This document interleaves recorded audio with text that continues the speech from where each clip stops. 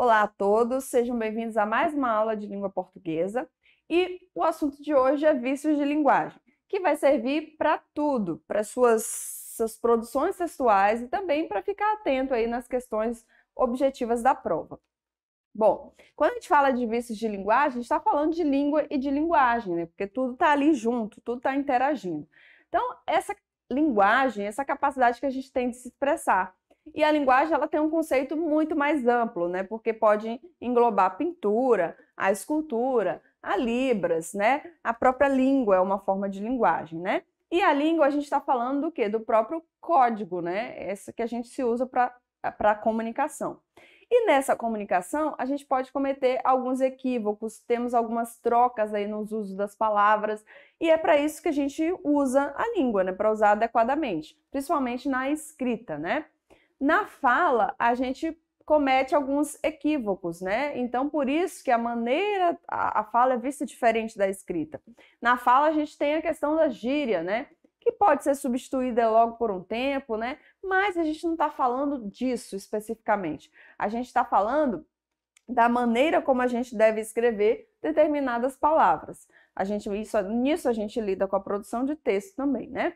Então, a gente vai focar agora na questão padrão, oculta, né? Que diz respeito à primeira competência do Enem, inclusive, né? Um aluno ele tem que saber escrever o português padrão, é o princípio básico, né? Se ele vai escrever um texto, mas no que diz respeito às questões objetivas da prova de português, se tiver alguma questão ali de relação de sentido, uma palavra ou outra, um homônimo, ele tem que saber a diferença ali entre uma e outra, né? Então, vamos lá. Homônimos e parônimos, né? Os homônimos, são quando a gente tem duas ou mais palavras de significados diferentes e que têm grafia idêntica. Então, se eu tenho a palavra linha, pode ser linha de costurar e linha de trem. A palavra é escrita do mesmo jeito e o som também é o mesmo, né? E os parônimos, eu tenho dois ou mais vocábulos que são quase homônimos, diferenciando-se ligeiramente na grafia ou na pronúncia. Então, se eu falo comprido e comprido, eles são parecidos, mas não são iguais. Então, no português brasileiro, a gente tem inúmeros exemplos, não vou falar de todos, mas a gente tem inúmeros exemplos que as pessoas causam confusão na hora de escrever ou na hora de interpretar o sentido de cada um deles, tá? Então, vou passar uma lista aqui de alguns que vocês já viram, talvez que vocês confundem, né? Ou talvez não. Vamos lá, o primeiro é o mal. Mal, ele pode ser escrito com L ou com U, né? Então, quando duas ou mais palavras de significados diferentes têm a mesma grafia, a gente repetindo aí o homônimo, mas vamos para os exemplos. A febre amarela é um mal que o Brasil já deveria ter erradicado. Ou o mal é que não se toma nenhuma providência. Esse mal, né, com L, pode ser substituído por bem. Quando a gente consegue fazer essa substituição, deu certo, então é o mal com L, né? Tem o mesmo sentido de bem. Então, a febre amarela é um bem, né, que o Brasil, né, substituindo, claro, né, só fazendo uma substituição simbólica. Ou o mal ou o bem é que não se toma nenhuma providência. Então, eu tenho a substituição aí, né, pela palavra. No caso do mal, a gente pode fazer a substituição por bom. Trata-se de um homem mau advogado. Ou ele tem um coração mau. Coração bom e não coração bem. Então, reparem, né, na substituição, ali o bom coube na frase. A gente tem um exemplo que, assim, muita gente dá conta de entender, mas já vi muitos alunos em sala de aula trocarem o uso do mas com mais. Ele é tão simples, mas a gente ainda vê muita gente trocando, né? O mas com S só, tentei, mas não consegui passar no concurso, a gente tem uma adversativa, que a gente já viu em outras aulas, né? Ele pode ser substituído pelo porém, pelo todavia, pelo contudo, né? Mas aqui a gente tem aí o uso dele. E o mas com i, ele tem a ideia de quê? De quantidade, né? Aditiva, né? Ela foi quem mais se esforçou. Ou o Brasil é um dos países mais lindos do mundo, da ideia de quantidade, né? Então, eu tenho que observar que são diferentes, né? No som pode ser até parecido, né? Mas na escrita tem sentidos diferentes. E isso diz respeito à norma culta. Então, é importante que o aluno saiba. Vamos lá. A questão aqui que a gente pode observar, que eu vejo, inclusive, nos meios jornalísticos, publicitários, as pessoas trocam muito o uso do a ou fazem uma redundância, né? Vamos ver lá.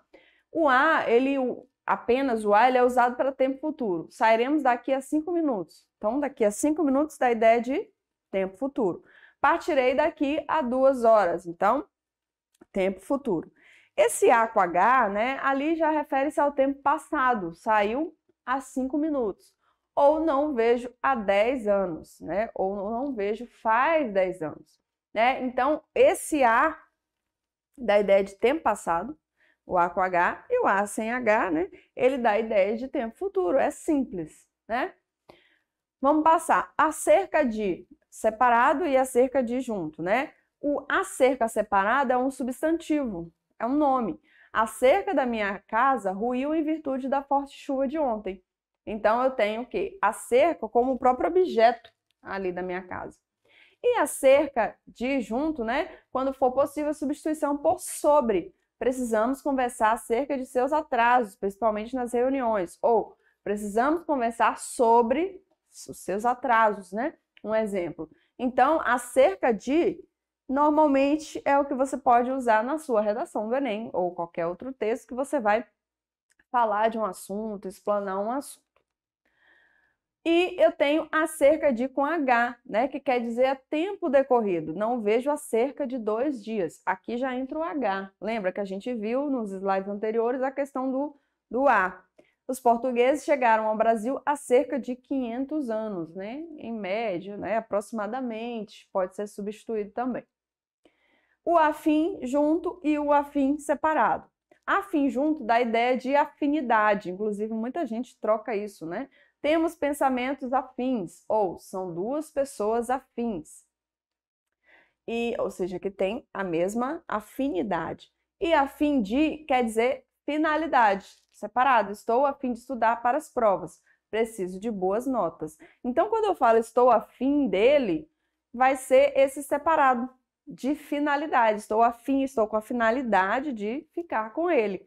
As pessoas confundem muito. Tá? Então, afim junto e afim separado, primeiro é afinidade e o segundo é finalidade. Ao invés de ou em vez de. Ao invés de, dá a ideia de contrariedade. Então, o Wellington, graças ao bom pai, viveu ao invés de morrer. Ao contrário de viver, né? De morrer, ele viveu. E ao invés de dormir, a criança ficou acordada a noite toda. Quer dizer, deveria, né? Ao contrário. E em vez de, em lugar de, sempre que posso, como peixe em vez de carne vermelha, ou seja, no lugar, substituindo, né, em lugar de. E em vez de faltar ao serviço, o servidor tirou um abono, né? No lugar de faltar ao serviço, o servidor tirou um abono. Então, eu tenho, olha, podem observar, são palavras que às vezes é uma preposiçãozinha ali que faz a diferença. Vamos ver então o uso do em princípio e do a princípio, que também são diferentes. O a princípio, ele tem o sentido de no início, ou seja, inicialmente. A princípio, eu não queria fazer seu curso, mas mudei de ideia. Então, a princípio, ou seja, inicialmente. E depois, em princípio, teoricamente, quer dizer, ou de modo geral. Em princípio, irei à festa de Bianca Sanches no sábado. Ou seja, teoricamente, ou em tese, irei à festa de Bianca. Ou seja, né? Então, são diferentes. A gente tem ideias aí diferentes. Arrear e arriar. Arriar tem a ver com arreios. Então, por favor, arreie o cavalo mais manso, não sei cavalgar. E arriar, descer, baixar. Arriou as calças manchadas de óleo. Como tirar essa mancha? Pensou. Então, a gente tem aí palavras que são parecidas, né? O que a gente chama lá de homônimos, né? Mas que a gente pode ver o contrário aí, ou parônimos, né? A gente tem ideias diferentes aí acerca delas, mesmo que o som seja parecido. Essa aqui também as pessoas confundem muito, né? A gente não deve escrever, né, ao meu ver, mas sim a meu ver. Não existe o artigo diante dessa expressão. Então, as formas seriam, né, a meu ver, a seu ver ou a nosso ver, e nunca ao. Essa é muito simples, né? Obrigado e obrigada vale para a regra de concordância com o feminino ou masculino. Então, obrigada, disse a moça, ou o juiz agradeceu aos jurados, muito obrigado, né? O juiz está no masculino, então o obrigado deve concordar também. Essa também é interessante, porque as pessoas trocam muito o eu com o mim, né? para mim fazer, né? A gente só usa antes de verbo o eu e não mim. Então, mim não faz porque não pode ser sujeito, né? Só o eu. Para eu fazer, para eu dizer e para eu trazer, né? Então, dessas formas, a gente sempre vai utilizar o eu, porque em seguida vem o verbo e porque apenas o eu funciona como um sujeito. Entre eu e você, nesse caso, a gente também não utiliza, né? Depois da preposição, usa-se o mim, entre mim e você. Então, essas formas também a gente coloca assim. Uma outra questão também é que a gente tem que botar um pronome do caso reto e um pronome do caso oblíquo, e não os dois do caso reto. Por isso que a gente tem entre mim e você. Essa aqui a gente falou um pouquinho lá atrás, mas eu quero reforçar aqui agora. Eu já vi em vários filmes as referências das pessoas falando, né? Há 10 anos atrás, ou filme baseado em fatos reais. Todo fato é real, então deveria ser filme baseado em fatos ou filme baseado numa história real. A gente ouve muito isso nos filmes na televisão, né? Agora, esse caso também é uma redundância, há 10 anos atrás. O há de haver já indica tempo passado. Então, você deve dizer há 10 anos ou 10 anos atrás, né? Tanto há quanto atrás, em relação a tempo, indicam tempo passado. Portanto, fica redundante, fica pleonasmo, né? Então, há 10 anos não faço outra coisa. Então, seria uma forma correta de dizer ou escrever. E 20 anos atrás, eu tinha mais energia para subir escadas. Um outro exemplo também. Então, a gente tem que prestar muita atenção, né? Quando a gente fala subir para cima, é uma redundância. Quem sobe, sobe para cima. Quem desce, desce para baixo. Então, a mesma coisa há 10 anos atrás também funciona como uma redundância, ou seja, uma repetição desnecessária. Haja visto, né? Essa expressão não existe, mas sim haja vista e nunca varia, né? Você não vai ter plural, né? Não vai ter. Então, haja vista seu empenho, haja vista seus esforços e haja vista suas críticas. Reparem que as duas frases, elas estão ali no plural, mas o haja vista, ela é invariável. Em relação a dia, hoje é dia 13 de setembro, então eu tenho aí o verbo né? Porque eu tenho ali em seguida o nome dia. Hoje são 13 de setembro, porque eu tenho ali subentendido 13 o quê? 13 dias de setembro. Então, da mesma forma, eu posso usar as duas maneiras. E em relação a horas, né? E as demais palavras que definem tempo variam. Então, já são 8 horas, já é 1 hora, né? Funciona mesma forma, concordância aí com o número, né? Já é meio-dia, ou já são meio-dia e meia, já é meia-noite, ou já são meia-noite e meia. Então, meia-noite eu uso o verbo no singular. Agora, quando eu coloco meia-noite e meia, aí eu já uso o verbo são. A questão não tem nada a ver com você. Isso aqui eu vejo muito em rede social. As pessoas acham que porque estão no WhatsApp, ou no Facebook, ou no Instagram, podem escrever de qualquer maneira. Não estou falando de variação linguística aqui, eu estou falando de erro mesmo gramatical. Então, quando eu falo a questão não tem nada a ver com você, tem gente que escreve o verbo haver, mas não é. Isso, a gente não está falando de verbo, a gente está falando do haver, no sentido de ver mesmo, o verbo no infinitivo. Então, a questão não tem nada a ver com você. Sempre escreve o a e o verbo no infinitivo. As palavras comprimento e comprimento, né? O comprimento é a dimensão horizontal de um objeto ou superfície. Estamos falando de comprimento. E cumprimento é ato ou efeito de cumprir, uma execução de algo, um gesto, uma palavra que denota delicadeza, uma atenção ou um agradecimento. A gente tem aí os sentidos no ato de cumprir e também de agradecer. Né? Então, deferir e diferir. Deferir quer dizer aprovar. Sua solicitação feita há um mês foi deferida. Até que, enfim, meus parabéns. Então, deferida no sentido de ser aprovada. E diferir, eu vou adiar ou postergar. A reunião foi diferida para o dia 21. Então, pense aí, se você está escrevendo um texto e você troca o sentido dessas palavras, pode causar interpretações errôneas. Então, são palavras que a gente precisa, né? Principalmente em meios mais formais, ambientes profissionais, precisa ficar muito atenta. Discriminar e discriminar, né? Discriminar, inocentar, tirar o caráter de crime de alguém, né? Então, há um projeto de lei no Congresso com o intuito de discriminar o usuário de droga, ou seja, inocentar. E discriminar, separar, segregar, distinguir, não faz sentido discriminar uma etnia diferente da nossa, ou seja, separar. Então vamos lá para iminente e eminente. Olha, as palavras são bem parecidas, né? A gente só tem ali a troca de uma vogalzinha, mas tem sentidos bem diferentes. Iminente quer dizer prestes a acontecer. É lamentável, mas a guerra no mundo árabe é iminente, ou seja, vai acontecer a qualquer momento. E eminente tem o sentido de importante ou elevado. Luiz César é figura eminente no quadro atual da Secretaria de Segurança Pública do Estado. Ou seja, é alguém muito importante, que tem um cargo alto, elevado.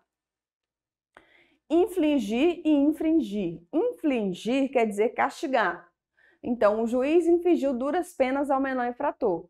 E infringir, um motorista que infringir a regra de dirigir alcoolizado será severamente punido.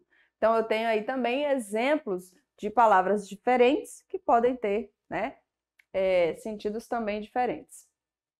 Onde e aonde? Isso aqui, gente, vou falar para vocês que na fala as pessoas têm usado só o onde. Claro que, né, tem ali, colocam muito aonde, mas as pessoas têm generalizado o onde, às vezes em algumas situações também o aonde, para tudo. Mas existe uma diferença. Onde, verbos de permanência, né, indicam lugar. Então, eu tenho onde você mora, um lugar fixo. Não sei por onde começar a procurar, da ideia de lugar. Agora, aonde tem a ver com locomoção, são verbos de movimento. Aonde você vai? Não sei aonde ir. Então, se eu pergunto para alguém, aonde você vai? As pessoas nas interações orais, elas costumam falar onde você vai. Mas pela regra gramatical, pela norma culta, deveria ser aonde você vai, porque dá a ideia de movimento, de locomoção. Ratificar e retificar, né? Ratificar quer dizer confirmar. Preciso ratificar minha viagem. Vou mesmo no dia marcado, ou seja, preciso confirmar. E retificar tem o sentido de consertar. Preciso retificar o dia da minha viagem. Não será possível embarcar após a reunião. Então, olha só, palavras muito parecidas, mas que têm sentidos diferentes, né? Retificar no sentido aí de consertar. Saltar e soltar. Saltar é descer. Esse é o ponto de ônibus onde costumo saltar, né? E soltar é deixar escapar ou deixar cair. Muito fácil, né? O susto foi tão grande que soltei o copo e machuquei o meu pé. Embora, né, aqui também é um caso em que as pessoas às vezes causam, né, confusão de sentidos. Mas é preciso observar, né? Ali, mesmo tendo uma diferença ali de vogal, são sentidos completamente diferentes. Vultoso e vultuoso, né? Vultoso quer dizer de grande importância ou considerável. Então, vultosos fatos marcam a história da cidade de Tiradentes. E vultuoso quer dizer congestionado, inchado e vermelho. O rosto vultuoso, empolado e vergonhas denotavam o seu ódio. Então, a gente tem aí a característica, né? Como um adjetivo. Este e esse, né? É interessante a gente observar que esse tipo de pronome também se dá na língua inglesa, né? E às vezes o aluno ele não sabe muito bem como funciona no português, fica complicado entender também um pouco do inglês. Então, este refere-se ao que está próximo ou que ainda se vai dizer. Então, este mês, estou falando do mês em que estamos, novembro, esta noite, hoje, este dia, estou falando no dia de hoje, este jornal, esse que está em minhas mãos, né? Então, dá a ideia de proximidade. Então, esta empresa na qual eu trabalho, ou minha tese é esta no sentido do que eu vou dizer em seguida. Crescimento econômico só se justifica quando produz bem-estar social. Então, esta porque o que eu vou dizer é algo novo e está perto ali da minha tese, vamos colocar assim, do que eu estou do enunciado. E esse refere-se ao objeto distante, tempo passado, né? O que já foi dito. Então, esse mês, quer dizer, pode ser o mês anterior, essa noite, a noite passada, esse dia, dia de ontem, e essa empresa na qual trabalha meu interlocutor, né?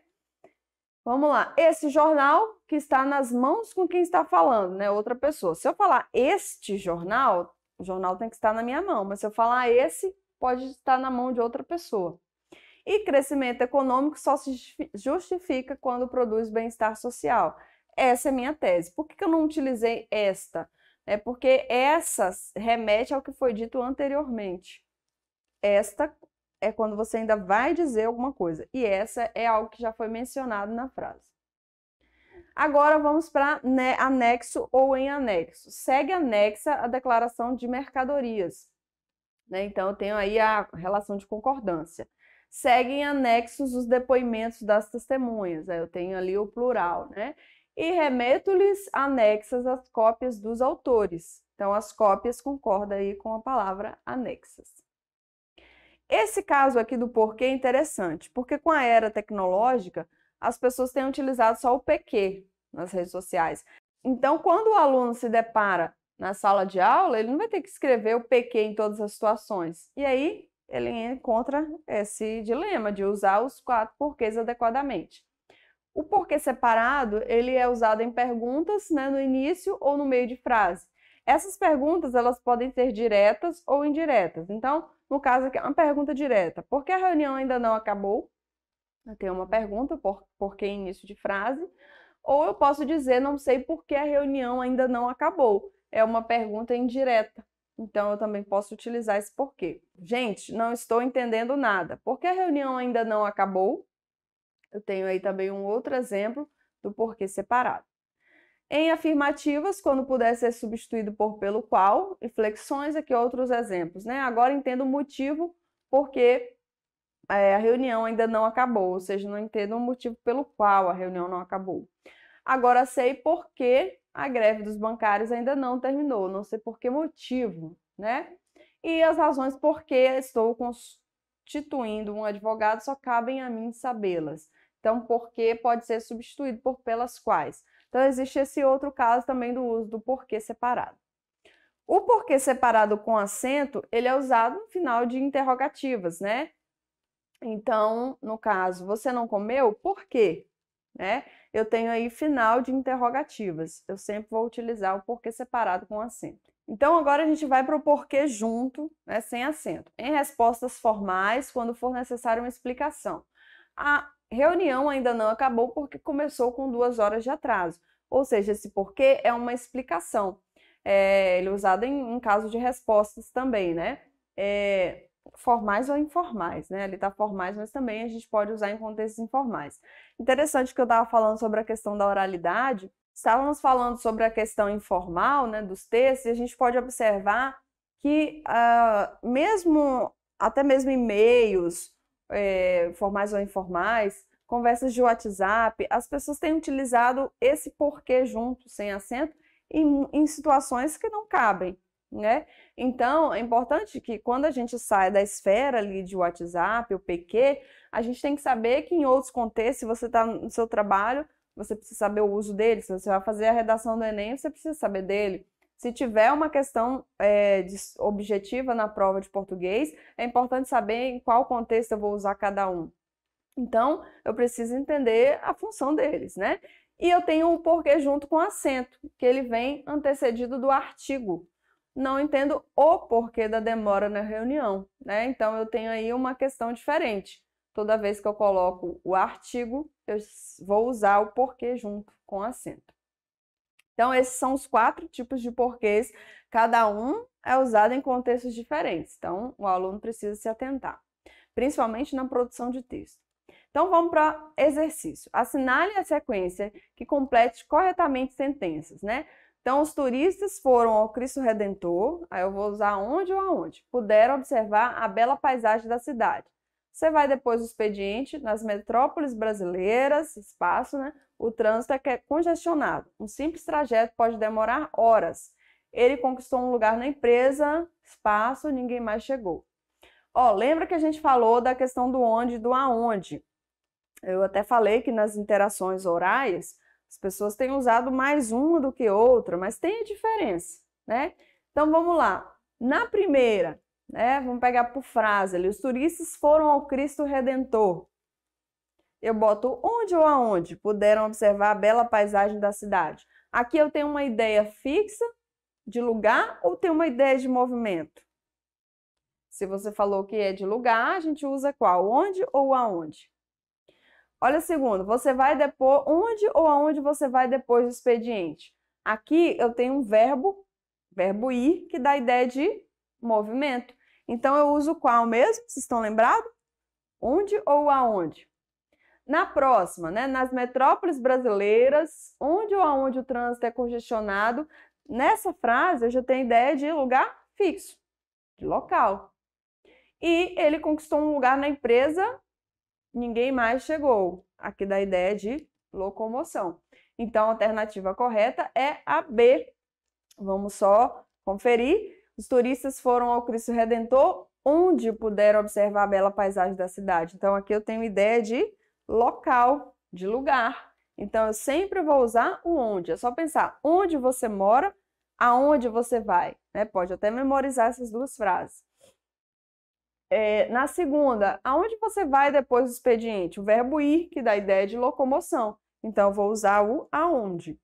E nas metrópoles brasileiras, onde o trânsito é congestionado, um simples trajeto pode demorar horas. Onde dá a ideia de local.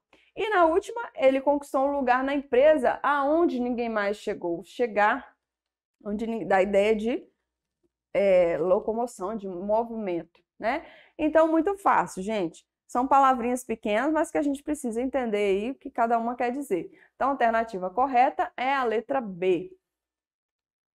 Agora vamos para as dicas de ouro do Enem. O que a gente precisa saber, ficar por dentro para se dar bem na prova. Toda vez que a gente for fazer um vestibular, é importante a gente ficar atento a que vestibular é esse, que Enem é esse, como que funciona. Eu não simplesmente faço a minha inscrição, vou lá e sento e faço a prova. Eu preciso de estratégias para me dar bem em tudo isso, né? Uma delas é controlar o tempo durante a prova. E como que a gente controla o tempo, né? Normalmente as pessoas ficam colocando ali no quadro de quanto em quanto tempo a prova, o tempo que está passando a prova, meia hora, ó, já decorreu uma hora, já decorreu. Né? Nem sempre são aceitos relógios enquanto a gente faz algumas provas, concursos. Então, a gente não pode simplesmente ficar ali preso na prova e deixar de olhar o que está acontecendo ao nosso redor. Não precisamos fazer isso a todo momento, mas é importante olhar no quadro, ver quanto tempo falta para a gente não se perder. Outra forma de controlar o tempo também da prova é se você é um aluno que também na sua casa pega a prova e faz ela, né? Não é só também estudar a prova do Enem pela própria prova do Enem. Então, sentar e ver quanto tempo você gastaria para fazer uma questão, principalmente as questões que exigem muito cálculo, né? A questão da redação também é uma questão que demora tempo, você sentar, ficar ali escrevendo, não é tão simples, então o aluno precisa se atentar muito à questão do controle do tempo. Já vi muitos casos de alunos que se perderam. Ah, professora, eu não consegui responder o gabarito, tive que chutar os últimos ali, coloquei, né, de qualquer forma. Lembrando que o gabarito é muito importante, né? Então, se ele não se atenta a essa questão, ele perde, porque o que vale é o próprio gabarito. E aprenda a interpretar gráficos e tabelas. Todo Enem você vai ter, principalmente ali na questão da redação, você tem os textos motivadores, né? Que são textos em que o aluno se baseia ali para escrever a sua redação. Se ele não sabe ler gráfico e tabela, né, complica. Às vezes o aluno tem preguiça de ler. Porque gráfico e tabela não é complicado. Por quê? Justamente porque tem a legenda para tudo. Então ele vai lá, observa a legenda. Se for, por exemplo, violência contra a criança. E aí você vai ver os casos ali de denúncia ou de registro que se tem contra as crianças. Vai ter ali os gráficos ali ou na tabela, vai ter a porcentagem. E aí o aluno pode até tirar daquilo ali e ter uma noção melhor para escrever o seu texto. Mas, gente, não pense que gráfico e tabela não é importante, né? É muito importante na redação, mas também na interpretação das questões objetivas. Não é para passar o olho, o aluno tem que observar muito bem os gráficos e as tabelas, tem que saber ler. Se não sabe, pegue provas anteriores, procure professores da área, né, para ajudar. E a última dica, leia as redações nota 1000. Gente, sempre que as redações do Enem saem, sempre que os resultados saem, né, de todas as áreas, aparecem o quantitativo de alunos que tiraram 1000, os nomes deles, né, muitas vezes são divulgados. Então, eu já vi no site de E1, mas você pode encontrar em outros sites também. Lá aparecem as redações nota 1000. Então, o aluno, ele tem ali a bagagem todinha, né? As dicas, as estratégias pelas quais seguir para se dar bem. Então, leia, né? Se não leu ainda, não deixe só de fazer a sua, né? Faça a sua, mas também pegue exemplos de alunos que tiraram 1000. Você vai ver lá o padrão. 4 parágrafos, ali na conclusão eles colocam 2 ou 3 propostas de intervenção para o problema, colocam o agente, a proposta, como deve ser, né, o que se espera, colocam o nome de um autor conhecido, uma referência. Então, são muito parecidas. Se você observar, tem muitas coisas em comum nas redações nota 1000, né? Então, o aluno pode se basear por ali. Então, essas foram as dicas de hoje. Espero que vocês tenham entendido, tenham gostado e a gente se vê no próximo encontro. Até lá!